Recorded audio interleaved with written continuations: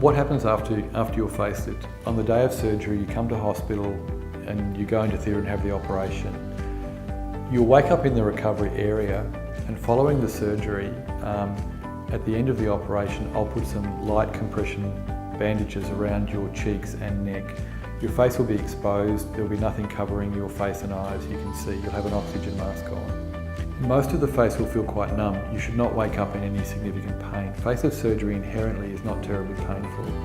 And because you'll be full of local anaesthetic, most people wake up pretty much free of pain, but just with a very numb face. Once returning to the ward, you'll have a slightly extended neck.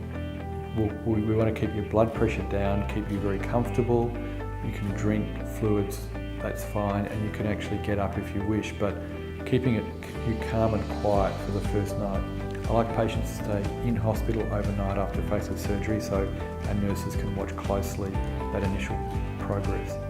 I don't often use drain tubes in facelift surgery, it's quite rare, and most of the stitches will be dissolving in the longer run. If there's incisions within the hair, I usually close them with staples because they result in less hair loss than stitches. And we'll talk about that in the pre-op phase. The morning after surgery, I'll come around and we'll take all the bandages off. We'll have for you a thing called a face form, which is a lycra kind of and Velcro chin strap, and a neck collar. And the neck collar is just designed to keep your neck tall like a swan. Otherwise you tend to want to flex it and move it around, and you can go home with that. So the only things you'll go home with will be things you can take on and off yourself.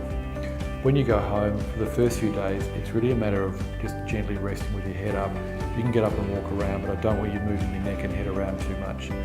We want the skin to stick back down very well, and having a really quiet few days after surgery, while being able to walk and sit and drink and eat and these things, which you can all do. You don't need to stay in bed, but it's a really quiet few days after surgery. It minimises bruising, it helps recovery, and in facelifting, the first few days is an important time.